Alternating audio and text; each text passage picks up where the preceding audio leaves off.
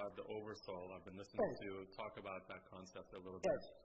And I was wondering if you can clarify a little bit and talk a bit more to us about just the concepts of the Oversoul and how it connects to the individual souls, how different Oversouls kind of interact or connect to each other. And more specifically for me, I'm interested in knowing kind of something about the state of each Oversoul and what, kind of like what it's made of, where does it, if there's a physical place where it exists and... Not exactly. Okay, so kind of in that direction.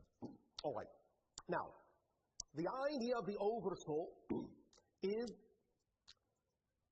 a level at which consciousness exists wherein it can, from that level, then, shall we say, split itself into many different individual souls, each of which can then determine what kind of experience it would like to have, individually and independently, even to the point of creating a physical life by manifesting its consciousness through a physical modality, what you would call a body. The Oversoul is similar to the idea of the hand in that it has extensions that you call fingers. So the Oversoul would be the whole hand, and the individual souls and physical lives would be like the fingers. So the Oversoul can experience many, many lives all at once as information from every single individual soul is always feeding back into the Oversoul, the collective soul. Does that make sense so far? So far, yeah. All right.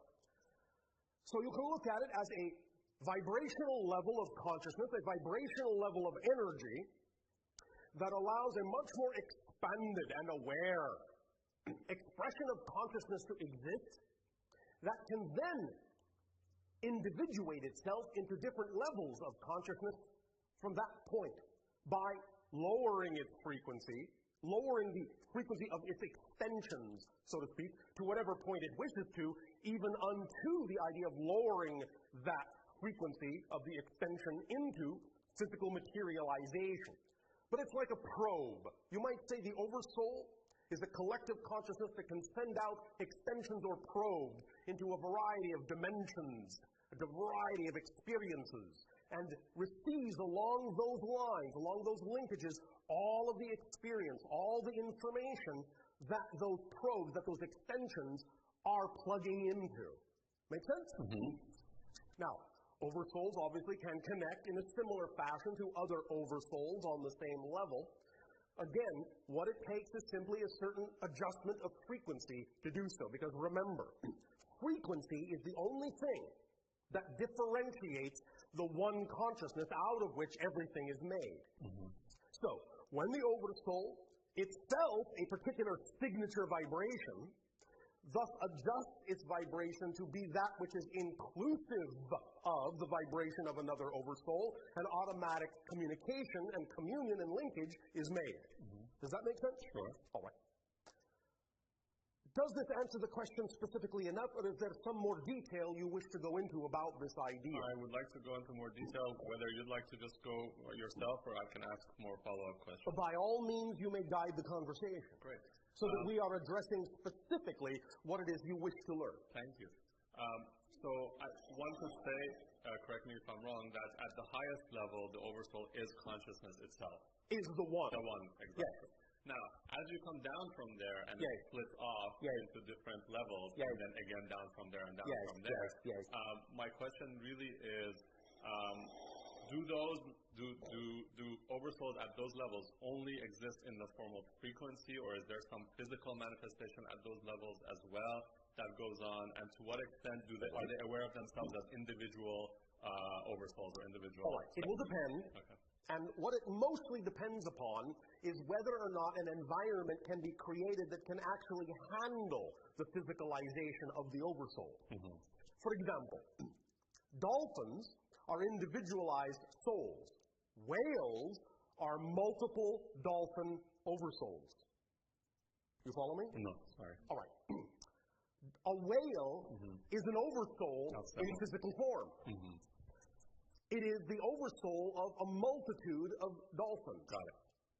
It can physicalize because the environment of the ocean allows for the ability to support a physical mass that is representative of the size of the Oversoul. Whereas on land, it is unlikely that your Oversoul can manifest because the environment cannot support a physical manifestation of something that large in a single body, as it can in the ocean.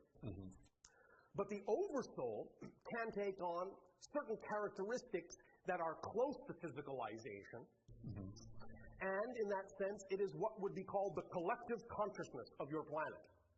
What might be referred to as often the Buddha nature, the Christ consciousness, the Krishna spirit, however you wish to name it, the idea of that collective consciousness of all your people is the Oversoul of your world. And in that sense, it is connected to the physicality of the earth itself, and the earth is somewhat representative of the Oversoul of your collective consciousness, but it is not exactly a manifestation of the specific Oversoul, but the specific Oversoul does take on a kind of physicalization that you would call electromagnetic energy. So, the electromagnetic energy of the planet is as close as possible to physical manifestation as the Oversoul collective consciousness of the planet can get. Make sense? Yes. Does that answer your question? Very much. And one more quick follow-up. So is it fair to say that's a really good analogy, or rather a good visualization for me? And is it fair to say in that case that there is one Oversoul, if you go enough levels up, that all of the physical beings on Earth ultimately connect to or flow from? Yes. Okay. And above that, there is one Oversoul that connects all physical beings within, again, a certain grouping, and above that, an Oversoul that connects all physical and non-physical beings above a certain grouping, and on and on and on, all the way up to the one that is everything. Sure. Does that make sense? Yes, thank you very, very much. Thank you. Very, very much. Hi, Bashar. Good day to you. A follow-up to that question, that is, why does Oversoul do that? Why does Oversoul? Because Oversoul can. That's its nature. Any purpose to it? Well, yes, to learn, to grow, to be, to experience. Okay. Remember, that which is does not need a reason to be. It already is. So it just does what it does because it can. Why do you do what you do? Good question. Thank you.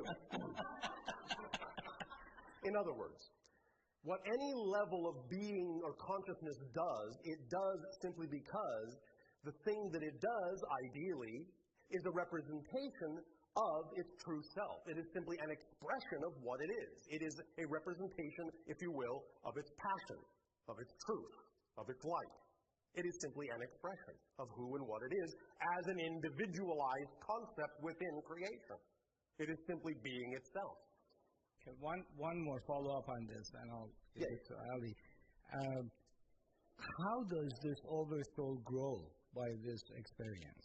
I think that's what you just mentioned. Yes. It becomes more aware of more of all that is. That's what growth is remembering more and more and more of what you are on every level. Growth is always, on every level, more of remembering more of who and what you are as all that is.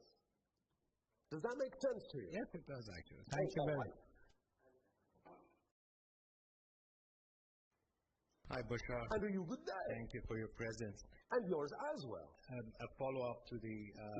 follow-up after follow-up. All right. We shall follow. Okay. As the Oversoul extends itself and has its purpose, how does it extend its purpose to its extensions, and what is the role of the free will within the extensions? Thank you. The idea, again, is that every Oversoul has a particular signature frequency. There is always a little bit of that same signature vibration in every extension. And it is through that similar vibration that there is always a line of communication and connection from the individualization back to the Oversoul and vice versa. Does that make sense? Yes. Then, once the Oversoul extension makes up its own mind, shall we say, based on what represents it as itself, based on what makes it unique, it then can manifest the concept of free will by making choices but the free will also always be in alignment with what is best serving the highest good of the whole connection back to the Oversoul and all that is as well. Does that make sense? Yes. We will explain a little bit more clearly. If you have, as you now have, a physicalized life, you may have brought into this life a particular kind of destiny, a theme that you will explore, that you've agreed to explore, a theme, a vibration, an energy that will connect directly back to the Oversoul, that will enhance the Oversoul's ability to know itself more. But how you explore that theme is left up to the free will of the individual you have created yourself to be. So you have free will working in concert with the idea of a predestined theme you will explore in this particular life. Remember that in other lives, you're already simultaneously exploring other themes as the Oversoul. But your life is unique and uniquely exploring a unique theme, and it is left up to the free will of that person to go about figuring out how it wants to choose to experience that theme in this reality. Because all of that information is going to feed the Oversoul's ability to know itself more anyway. So it doesn't care how you choose to explore the theme, only that you do. Does that make sense? Yes, no, maybe? Yes, so it's kind of is it a hit and miss sometimes as far as the Oversoul is concerned? Only because of the nature of the dimension you may find yourself in, it can seem somewhat hit and miss. From the Oversoul's point of view, it will use all information to its benefit. But even though the individuated soul may physicalize in a physical life with an intention to explore the theme one way, the nature of the physical reality may suddenly give it the option to explore the theme in another way. And so it is up to the free will of the individual person to decide which way to explore that theme. In that sense, the Oversoul doesn't really care which way it goes because it's going to learn something from it anyway. Yes. Every decision then that we make as an individuated soul is in the service of that theme. There are no decisions that are going kind of against the service of that theme, basically. Well, let me put it this way. Okay. Yes, you can have the experience of making decisions and choices that go against the theme, but really, that's one way to explore the theme. Sure, that makes perfect sense. You follow me? Absolutely. All right. Thank you.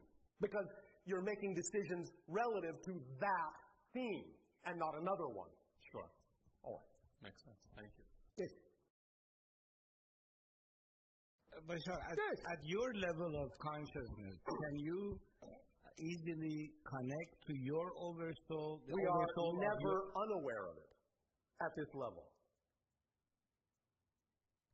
When you say we, you mean all of us too, including us, the humans? I'm referring to my society because that's what you were addressing. That's right. That's right. We are never unaware of communion with our Oversouls.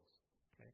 And so at some level, your community and the humans have one Oversoul, or reach on some one, level, yes, on we some do. level, it gets to one Oversoul. Yes. Can I maybe then another subject I wanted to ask a question.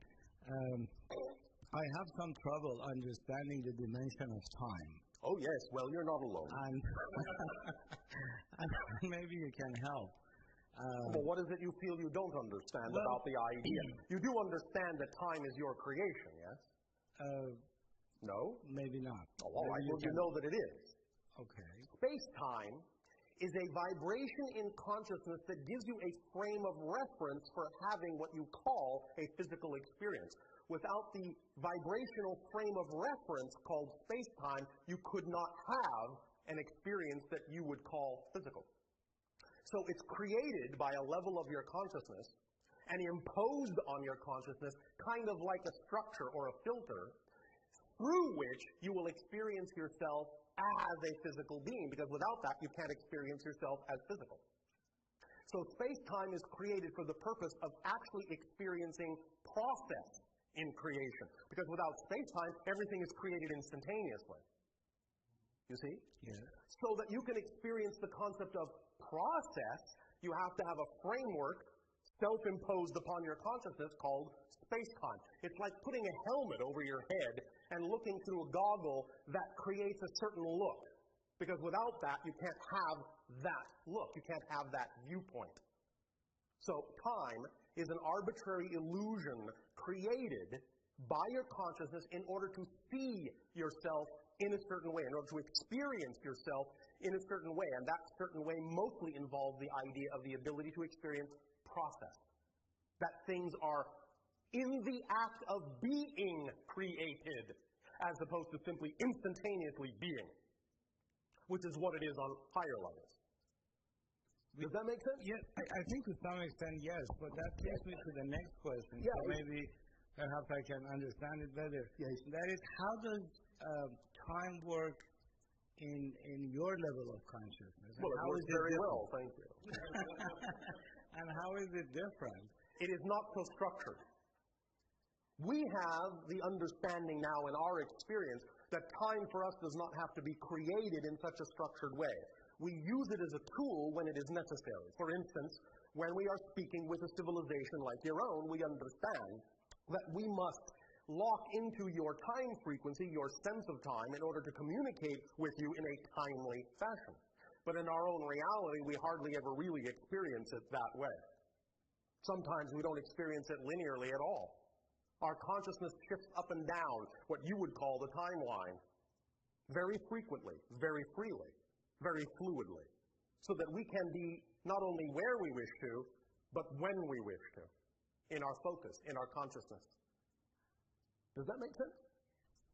I think it does. It's hard for me to still grasp it, but I think... I know. Well, let's look at it this way. I will give you an example that you have all experienced on your own planet. You have a saying on your planet that time flies when you're having fun. When you're doing something you love to do, you recognize that you don't really experience as much passage of time. When you are doing something you're very involved in, that you're very passionate about, you might look up and say, well, it feels like I've been doing that for, half an hour. But then you look up and say, well, maybe actually 5 hours has passed. And you go, where did the time go? But you see, it's not that time went anywhere. It's not that you ignored the passage of time. It's that when you experience that kind of focus and actually only feel like 1/2 hour has passed, you have actually only aged 1/2 hour. The rest of the world may have aged 5 hours, and you may plug back into their time frame so you can keep up with them at the 5-hour mark, so you won't be out of step with anyone, so you can still agree with them that it's 5 o'clock. But if you really only viscerally and physically experience half an hour during that moment, that's all the time you actually created in your reality. 1/2 hour, and that's all you've aged. That's how fluid and flexible time is, and that's why it's important to always live in the moment, live in the present, and do what you love to do, because when you do that, you don't create as much time, and when you don't create as much time, you age less. Wow. That's how it works. Thank you, Bashar. Does that make sense? Yes. Thank you.